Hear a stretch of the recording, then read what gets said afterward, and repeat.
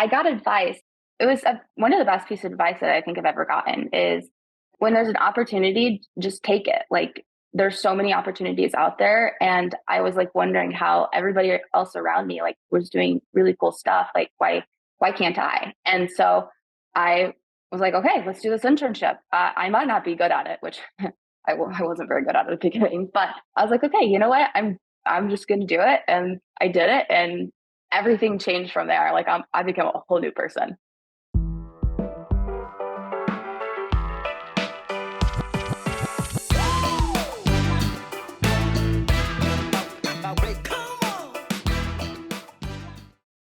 Welcome to the show. Thank you for listening. Don't forget to subscribe. We got a great show, and you got to listen to the very end of this one. We've got Madi McSwain on the show today.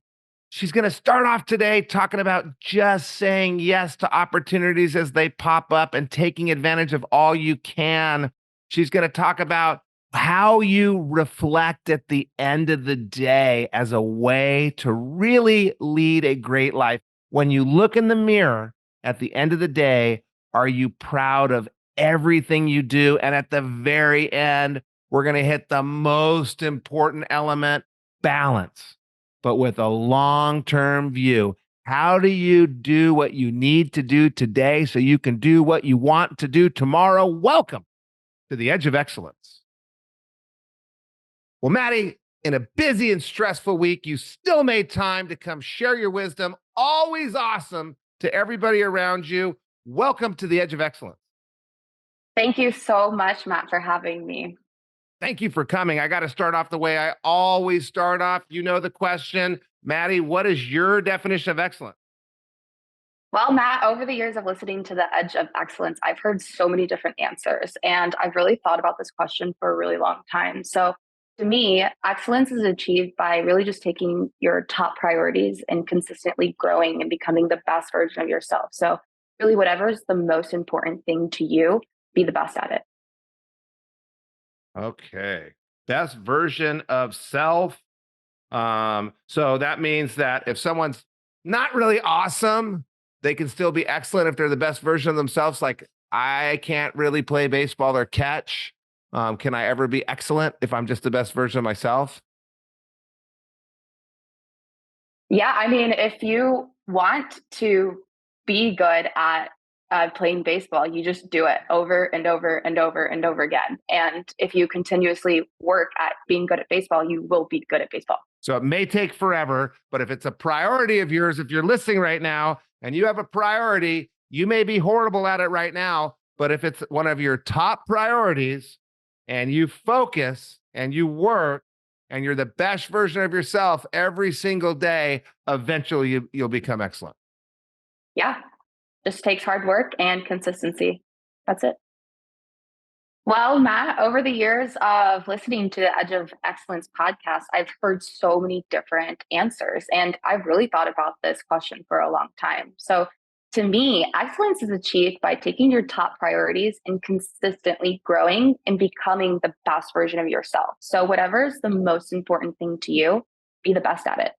So you're a new parent and you don't know how to be a parent, but it's probably you're not, but some people are.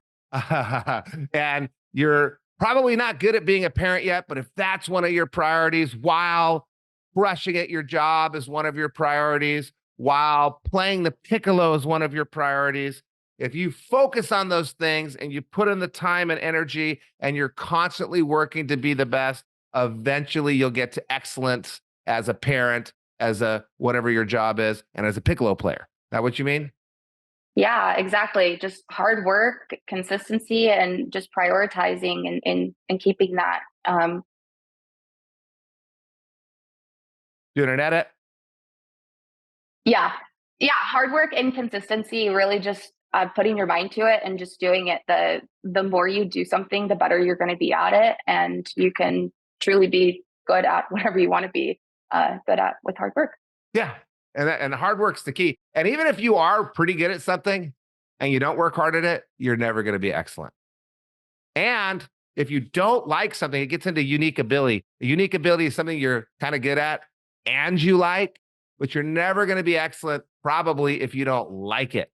because you're just having a hard Yeah. time putting in the hard work. It's easier to put in hard work if you like something. I bet you were thrown by that piccolo. Do you even know what a piccolo is? I do. I think I've seen it on a movie, but never in person. I don't even think I know what a piccolo is. I don't know where this stuff comes from. But let's go way back. I mean, way, way, way back, way back. Before you were promoted so many times at College Works, you were promoted like every single year. Before you were number one in your current company, the Indiana Farm Bureau of Insurance. Before you were promoted there to a much bigger scope, you went to high school and you were trying to figure all this stuff out. Where'd you go to high school? What were you doing? What was life like in high school for you? High school is definitely a different time. Yeah, I went to Delphi High School, super small town, population under 3,000. So, but yeah, I mean, I was an okay student. I got mostly like A's, or I got eight. In high school, I was an okay student. I got some A's, mostly B's. Somehow there was always a C in there. I love learning, but I think school is just kind of boring for me. So I wasn't, the best student, but I was more focused on sports. I had to get good grades to play sports, so I just got good grades, and sports was really why I was, showing up every day and doing my best. And sports was kind of my light that I really enjoyed at the end of the day. What were the sports? So I did soccer, track, dance, and swimming. All four? How do you do all? Oh, because dance you can do year round. So you had a soccer season, a track season, a swim season, and then year round you're doing dance. Yeah. How many hours a week did you spend on sports?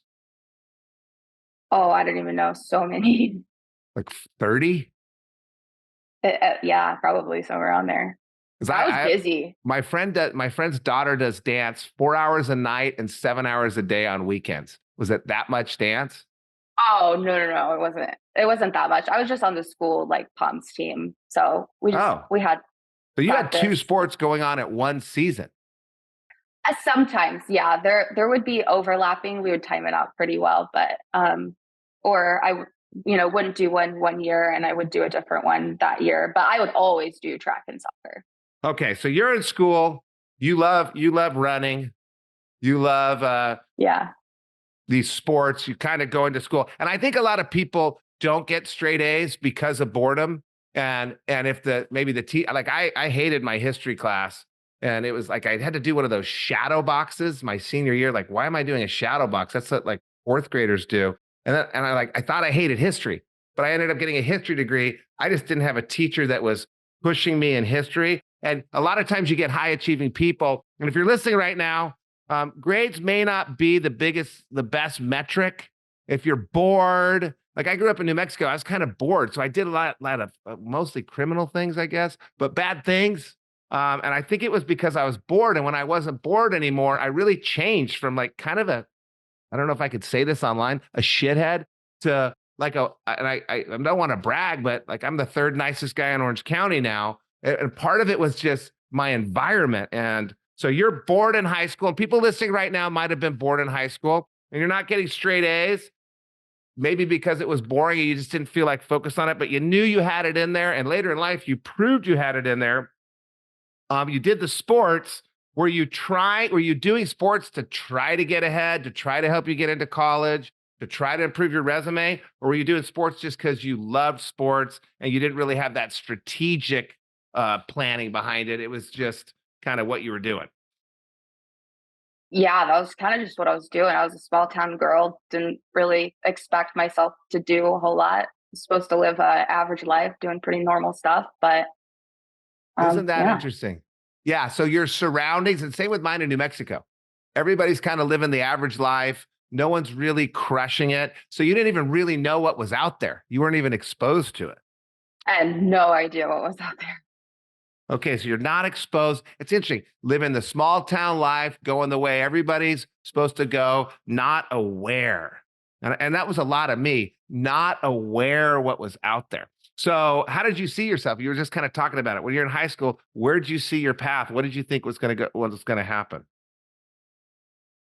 Honestly, I didn't really know. I just figured I'd eventually get a average job, become a mom someday, probably get married, or definitely hopefully get married, become or have children, just the average life that I saw from everybody else what they were doing. And that's a pretty wonderful life, except for the average job part. But you find Yeah. someone, you settle down, you get married, then you work on staying married. Don't forget that. Joe, get your shit together. Time to get married. You get married, you stay married, which is a whole nother job. You have kids, which is the hardest job you can ever have. That's a pretty cool life, but kind of average, not kicking butt and taking names like you eventually did. And you moved out of that environment into a college. And is that where you kind of started to see, wait a second, that's what happened to me? I'm like, whoa, whoa, whoa, what's going on here? There's more. Is that what happened to you? Exactly what happened. Yeah. In college, my freshman year, I don't know. I just like I came in, I was like, whoa, this is like a whole new world. Just Terre Haute, Indiana. I went to Indiana State University. And to me, that was like a big city. I was like, oh my gosh, there's a bus system. So I got all my friends to like go take a bus with me because I'd never done that before. And yeah, I don't know. I was like, wow, there's like a whole lot out there. And so I started to get super involved. My RA took me underneath his wing and got me into some leadership positions, and I just kind of rolled with it. And then sophomore year, Joe ended up coming into my economics class, and thank goodness I was paying attention to what he was saying. So I filled out the little card, and then I was like, okay, I'll do this internship. Sounds good to me. Because I got advice. It was one of the best pieces of advice that I think I've ever gotten is when there's an opportunity, just take it. Like there's so many opportunities out there, and I was like wondering how everybody else around me like was doing really cool stuff. Like why can't I? And so I was like, okay, let's do this internship. I might not be good at it, which I wasn't very good at it at the beginning, but I was like, okay, you know what? I'm just going to do it, and I did it, and everything changed from there. Like I became a whole new person. Okay, let's back up a little bit to the RA thing. Yeah. So the R, and every once in a while on these shows, these kind of opportunities for mentorship pop up, and maybe the RA wasn't, a full blown mentor, but there's little areas where people can mentor you in a little piece. And so you found this RA. What was the RA's name? Tavante. Savante. Tavante. Tavante. So Tavante sees that he can help you broaden your horizons. And so how did the relate? How did you said just say yes to opportunities? Why not? So you have this opportunity to allow Tavante to kind of take you under your wing or not. How did that go? How does someone listening right now kind of welcome these situational, we'll call them situational mentors into their lives? Yeah. Well, I mean, you kind of, I guess I'm very analytical. So I observe a lot. So I kind of just observed the people who seemed like they kind of had it together, and he did. So I just talked to him, and we just developed a friendship. And so then I started helping him. I got bored. So we would like decorate for Halloween together, and I would like be his like, he called me his intern, RA intern or something like that. So I was a little intern.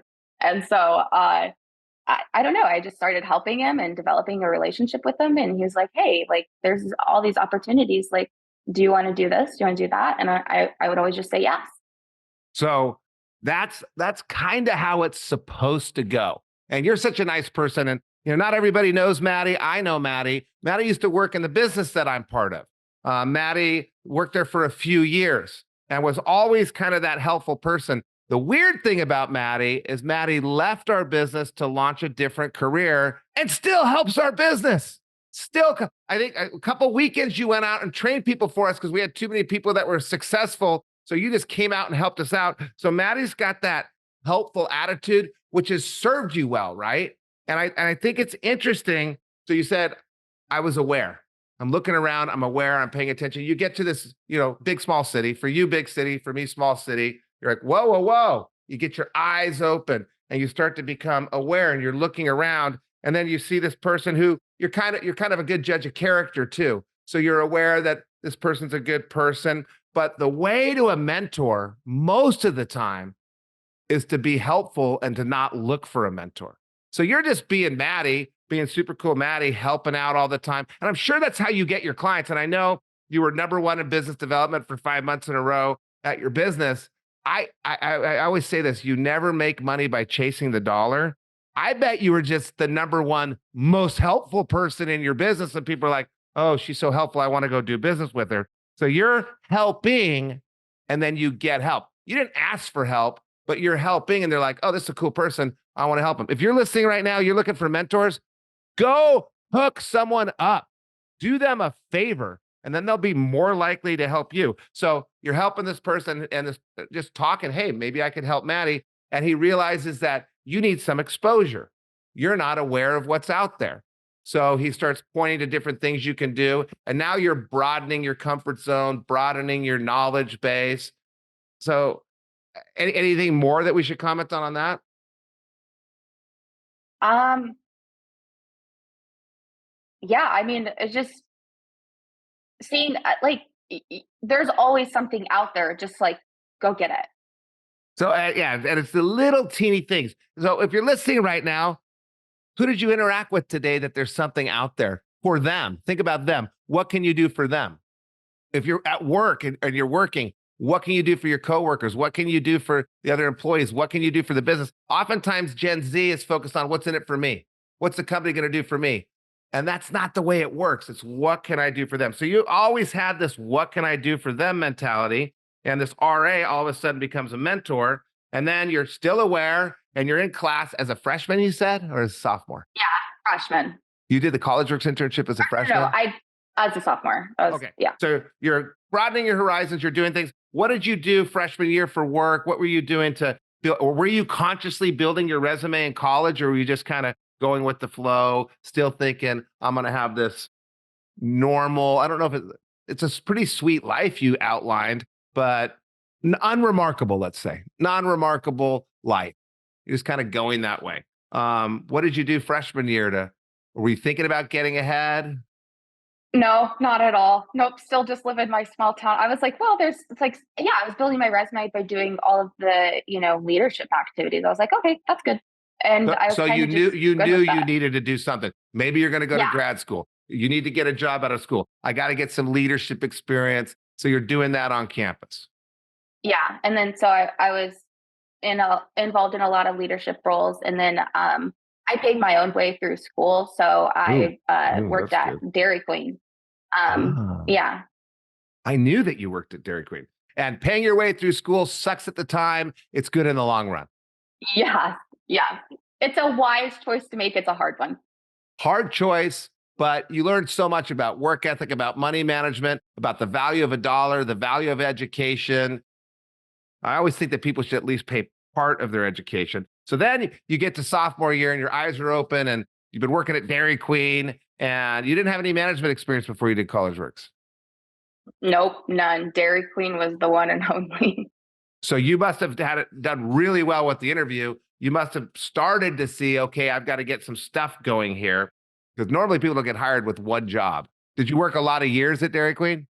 Yeah, I worked there since I was in high school. I actually I forgot. I also was a landscaper. I over the summer did landscaping. I was the first woman ever to complete the entire summer. I mean, these guys would be like quitting halfway through, and I'm like, oh man, I'm gonna make it to the end.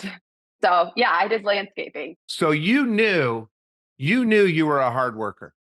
Yeah. Oh, yeah. I pride myself on hard work. I mean, ever since I was young, I would always make sure that my mom gave me the best advice when I was little. She said, at the end of the day, like when you look in the mirror, you like should be proud of everything you do. So I'm like, okay, well, am I going to be able to look in the mirror and whatever I do, whether it's landscaping or soccer practice, I want to be super proud of it. And so I just like work really hard because I want to be proud.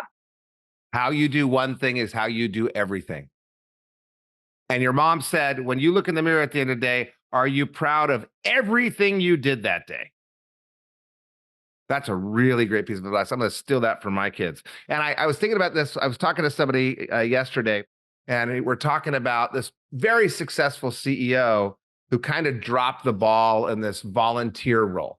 And so my friend calls me. We'll just say my friend's name is Sean Baldwin, because that is his name.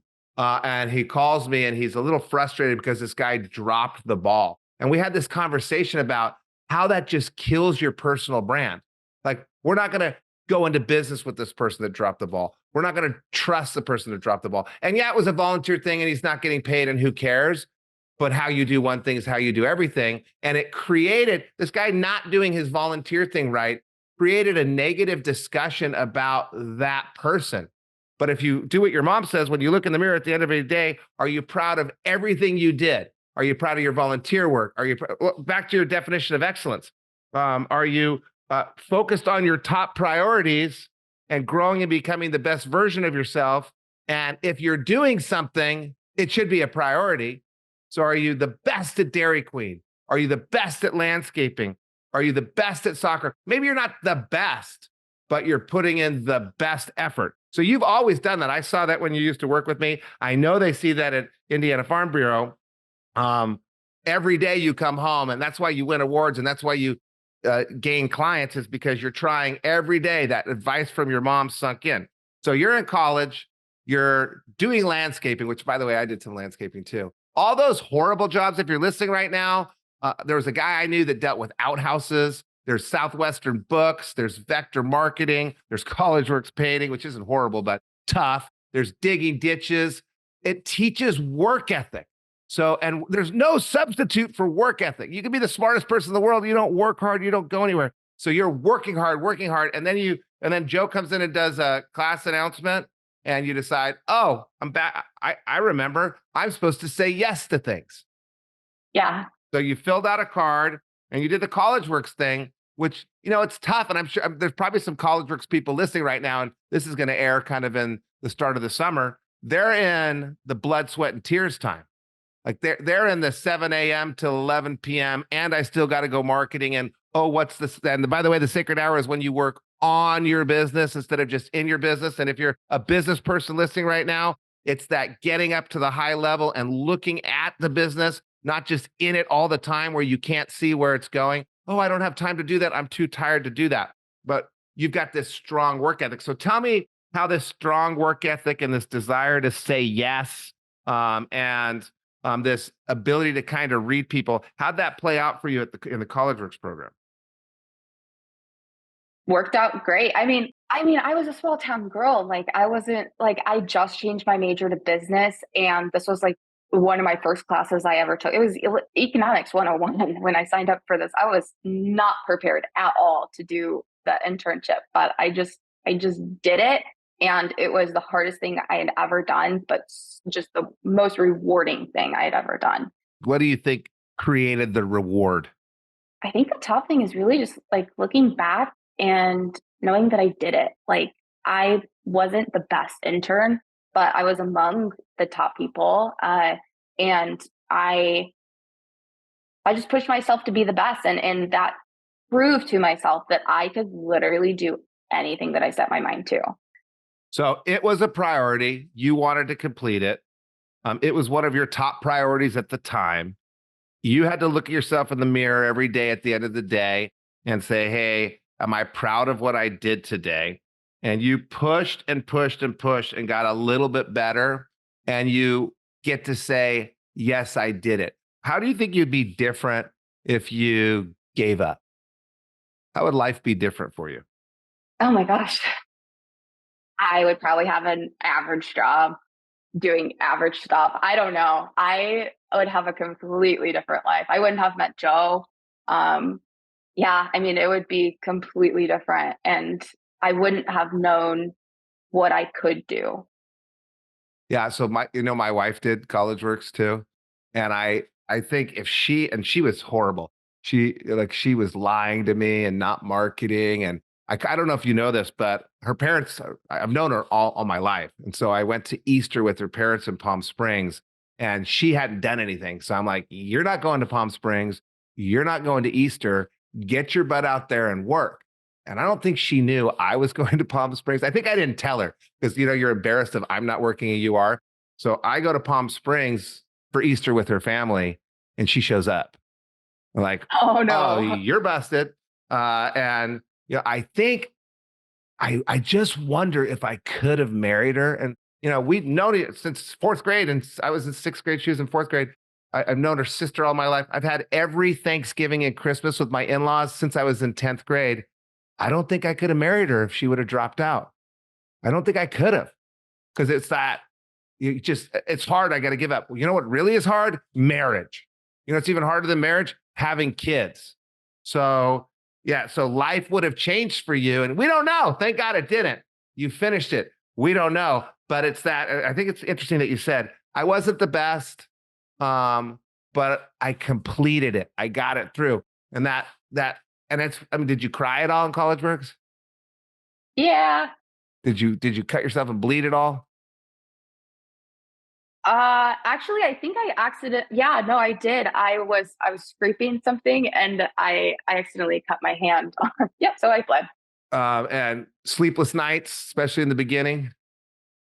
Yeah, sleep was not a priority at that time. Did you have those nights when you like wake up in the middle of the night? You're like, what am I forgetting? Like you can't sleep because you're so stressed out about the paint job. Yeah, you're like, wait, did I order this? Did I do that? You're like, hold on. Okay, check my calendar. Okay, everything's good. And that's why we have people do their calendar before they go to bed. You wake up at 3 a.m. So you're going through your blood, sweat, and tears, sleepless nights you probably made some good money, especially compared to your friends, but that's not it. It's not the profit. It's I got through it. And then what did you say? You said, I can do anything. So it was definitely for me the hardest thing I ever did. For you, the hardest thing. I got a weird question for you. I mean, you were a manager, you were a district manager. How many years did you work at College Works? 4. Manager, district manager, general manager? No, I was intern, exec, district manager, district manager. Intern. So you were an intern. You did it again. So you were a second year intern. Polish up your skills, get even better. You're a district manager, then you're a senior district manager. Which was the hardest year? Intern year. Okay, so you've been an intern, a senior intern, a district manager, a senior district manager. And by the way, from intern to senior intern, probably double the amount of employees and amount of customers and the amount of things that you're doing. You go to a district manager, it's now 10x, 10 times as many employees, 10 times as many customers, maybe even more than 10x, 10 times as many problems, 10 times as many stresses, 10 times as many things that go wrong. Then you go to senior district manager and it's probably doubled again, plus you're helping out elsewhere. Then you decide to leave our company, which I'm still pissed about. However, you're like the best person that ever left because you still kind of help. And you go into a whole new industry, which is super scary. You got to start from the ground up, and we're going to get into insurance and what is insurance and what you do. You got to start over. You're dealing with all sorts of people that are way more experienced. And the most stressful, scariest year you ever had was that first year, right? Yep. Me too. Yeah. I've been basically bankrupt 3 times. Worst and scariest year was $62,000 as a manager. We had 5,281 W-2s last year. Most scary, worst years when I had 9 employees. I know we had like 10,000 customers a year at College Works, and I don't even know how many we have with Empire and Home Genius, but it's got to be 20,000 customers a year. Most stressful is like the year I had 16. And because you accomplished it, you know you can do anything, right? Yeah.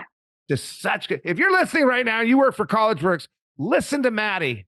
Get out there, suck it up, get it done. It makes a difference later in life. You didn't walk away. You made it happen. So you go through College Works, you rise up the ranks, you mentor all these people, you change all these people's lives, and then you decide you're going to go off and you want to work in the insurance industry. So tell us, because people are listening. I actually had my friend Steve Kearley on. His episode aired this week while we're recording. He's in the insurance industry too. He was talking about dealing with moving into commercial insurance. Why are you in the insurance industry? What do you love about it? What do you do? Well, I got the job because my stepdad worked in or works. Doing an edit. My stepdad works in insurance and he saw what I was doing at College Works. And he was like, wow, you'd be really good at insurance. I was like, no, that sounds super boring. And eventually he got me to come shadow him and actually look at what the job holds. And then I was like, oh, okay, that's actually kind of great. I get to talk to people all day. This is fantastic. Okay, sign me up. So I, yeah, became an insurance agent. So now I'm a multi-line agent. So basically what I do is I take my client's entire world and I educate them on possible exposures and I create a long-term plan for them. So I do anything from retirement planning to homeowners insurance to renters insurance. I pretty much do it all. Yeah. Okay, so again, you've got this open-mindedness. And I said to Steve Kearley's his name, when I did the recording, I said, insurance, how boring. And he's like, that's not boring. It's awesome. And painting houses, how boring. It's not boring. Like, I love it. It's my passion because it's not about the painting of the houses. It's about the impact on the person. It's not about the product or the business. It's about the activity and the impact. So you're kind of a consultant. That's what an insurance agent is. You are a salesperson, and sales isn't sales. Sales is helping. Sales is listening. It's not talking. I mean, there are salespeople that are bad, bad, bad, just take my stuff, but that's not you. That's not what you do. You're talking, you're listening, you're consulting, you're developing, you said develop a strategy, you're educating people, you're making plans, and then Hmm. you're helping them see the different opportunities to fill in the gaps in their plans. And so you're basically making friends. It's relationship building, right? Yeah. And it's kind of the same. It's kind of the same as your that RA you had. You're just helping out, and then they want to help you out. Yeah. That's exactly what it is. So how do you? So as a what would you call yourself? You are a multi-line agent. What does that mean? Multi-line agent. Yeah. So that means that I can, because some people have, their auto insurance with one person, their homeowner's insurance with another, and then maybe they have a business and their business insurance with somebody else. I can be an agent where I'm your agent for everything. And then, um, it's one stop shop. I make insurance easy. Okay, so you tie it all together, so people don't have to have multiple relationships with people that aren't as nice and as helpful and as dedicated as Maddie. They just get Maddie. You can deliver to all their different needs, and it's first of all, it's cheaper for them if they tie it all together, right? Yeah, extremely. Yeah, significantly less expensive. And how do you make a strategy if you're only taking a little piece of it? Because you fill in like we're gonna get a lower insurance policy A, say homeowners, but we're going to get a bigger umbrella policy. And you've got your company policy over here that's not covering that, but your business policy, but your umbrella policy covers that. So you're able to, as a multi-line insurance agent, if you're listening right now, if you like people and you like helping and you're a good listener, this might be a good avenue. Plus, develop kind of a book of business. So you build a relationship with someone, and over time, that relationship becomes better for them and better for you. Win-win. They're buying more policies. They're growing their need for more coverage, and those people stay with you, right? They continue to do business with you. So you said you were the best at developing new business for a few months. Was that when you were new, or are you? How much of your time spent developing new business, and how much of your time spent working with the people that you already do business with? Yeah. So when I was the number one in new business, that was when I was working downtown as a paysetter agent. So I didn't have a book of business. I was a scratch agent basically. So I was continuously going out and finding new business. And it was kind of fun. It was like a challenge. And so now I have a book of business and I'm doing, finding new people, but now I'm more referral based. So as someone that goes into insurance, you're going to start off as that's what it's called, a scratch agent? Yeah, depending on what company you go with. There was a program downtown Indianapolis, and it just happened that, they take young individuals who this is their first career out of college, and they kind of like, yeah, you have you're a scratch agent, you learn the role, and then you get to go to like a book of business once you kind of get that down. So they need to test your skills. Can you talk to people? Can you listen? Do you know anything about sales? Probably helped a lot that you had 4 years of sales experience, including 2 years of sales management and training and public speaking. So you probably had more experience than just about anybody there, right? Yeah, I don't know. I had the mindset of, oh, okay, well, I did College Works. I can literally outwork anybody. So I'm just going to be the best wherever I am. And now am I the best in the company? Absolutely not. But I always have to be like the top percentage. Yeah. So you have this proven work ethic from life.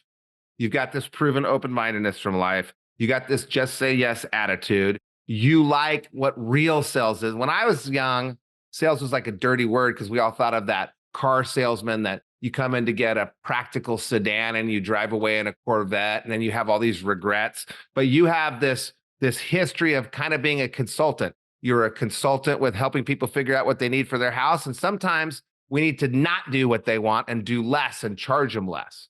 And sometimes, it's better for them if they don't spend the money. And you're used to that kind of, is it moralistic? Is it karma focused? I think it's just this humanity and this, not taking advantage of people. And so you have that experience as consulting with people on their home. And then you moved into management and you were consulting with people on their lives.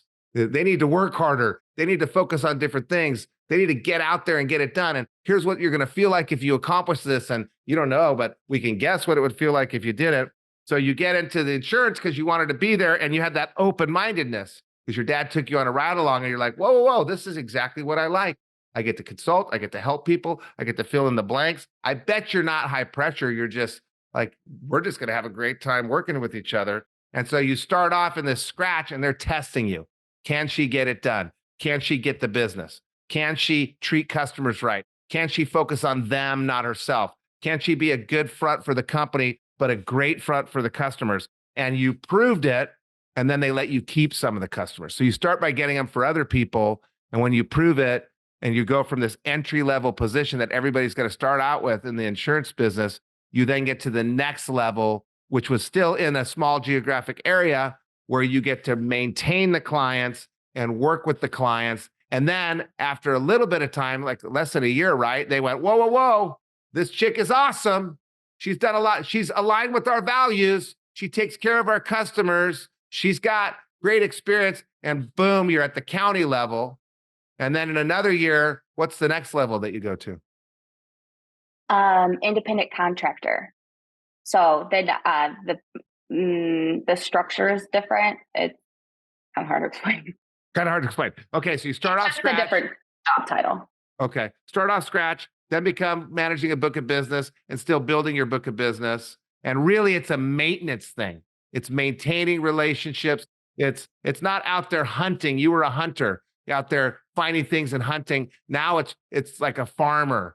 You're harvesting and working with people and showing value and continuing all the stuff in a slightly different way, but on a bigger geographic level. And then the next level after that is you're overlooking this independent office, I assume, right? Yeah. Okay. And then, and at that point in time, they're entrusting you to train all the other people to do these different levels that you've done, which we entrusted you to do before. And by the way, if you're listening right now, Indiana Farm Bureau of Insurance, you can trust her. She did right by us. And I'll just give you a little shout out here. I don't know too many people that leave a company, and there's a few in College Works. Like I can think of a few. They come in and they do the alumni calls and they talk to people. You can call people that haven't worked here for years and they talk about College Works. Just crazy that they don't get paid. They just do it out of the kindness of their heart. They come in and they give talks, and they come in December and they talk about, I work at whatever now, and they kind of share the way you're sharing right now. They come on this podcast and share what they do. But Madi actually still goes out and helps them. And I mean, you are soon to be marrying um, someone that runs the division. But even though my wife worked at College Works, she didn't go out and help people and do bids and stuff like that. So shout out to Maddie. You're lucky to have her. We want her back, Indiana Farm Bureau, because you don't get people that have that selflessness, and it's got to serve your clients well, right? Yeah. Well, I mean, I don't know. I just thank you, Matt. I just kind of look at the internship seriously changed my life. It changed the trajectory of who I was going to be. And I don't know, it gave me so much that honestly, the way that I look at it is I get to help somebody else also change their life. So it's just kind of giving back a little bit because the internship gave so much to me. So that's kind of how I look at it. And plus I'm helping Joe. So win-win situation. So you're paying it forward. Yeah. Well, kudos, and I don't know, I'm sure your mom's going to listen to it. When you look in the mirror at the end of the day, I'm sure you're proud. I bet when your mom looks in the mirror at the end of the day, because a lot of this is mom and dad, I'm sure she's proud. So before we get too sappy and start crying and we can't hug because we're across the country from each other, I do got to ask. I mean, you're still super young, and you're doing really well. You got a long life ahead of you, and who knows where it's going to happen. You made some first of all, I know you're surprised. I always ask, are you surprised where you are now? I know you are. You got a house and you're settling down at only 25 years old, which is so crazy. I was 26 when I got married. I was 26 when I got married, Joe. I can say this stuff now, like this is full harassment because you don't work here. I guess I'm harassing Joe, but he's a stockholder, so I can harass him too. So Joe, get your shit together. Uh, I'm sure there was a lot of sacrifices, especially working 4 years, three of them while you're in college. What's the big sacrifice that you made when you were young that you thought, oh, I don't want to do this, but maybe I should. And then you look back, you're like, oh, thank God I did that. I definitely sacrificed sleep. So glad that I did that. No, I mean there were always things that came along that are like, oh, Maddie, like we're doing this. Like it sounds really fun, but I got to work at 8 a.m. I could do it for a little bit, but I got to go when it's time to go. So I mean, or things that I couldn't go to at all because I was like, well, I'm over in Fort Wayne and I can't make it to Bloomington. So yeah, I mean there were a lot of there were a lot of sacrifices along the way. There were events that, I'd get invited to that I was like, I probably shouldn't do that because like I have stuff in the morning. There's always going to be something more fun to go do. But at the end of the day, did I want to have fun in high school or in college, or did I want to work hard and then have fun the rest of my life? So it was taking a look at the big picture because I know so many people that were doing so many fun things in college. And I'm like, oh, I want to do this. I want to do that. Like, why did they get to do this? But I knew that if I just worked hard and Got it done. Yeah, got it done, I would be able to then in a couple years now for me, I get to live a cool life. I get to do fun things, but that's because I worked hard in the beginning to set myself up for success. And that's the key. Like, what did my daughter say to me? Like, so she's getting a job. What did her friend say to me yesterday? Kennedy is, she needs to be off for my birthday. She's coming and like doing you a service and working for you this summer. I'm like, what? No, she's not. She's getting to work for me. Like she can go do something else. Screw it. I don't want her there. That's what I said. It's just cancel the whole thing. And what she comes to me, she says, I didn't know I was working 8 to 5, 5 days a week. It's my summer. I'm like, it's a job, Kennedy. It's not well, last time I worked there, I only worked 3 days a week, half days. Yeah, because they didn't trust you. Now you've moved to the point where you get to work 40 hours. And I think she gets paid like 20 something dollars an hour, $20 an hour. Like, oh my God, she's going to make more this summer than her brother did in like all three of his summers combined because She gets to work 40 hours a week. And you're talking about balance. And I love what this is the key. If you're listening right now, here's the key to life.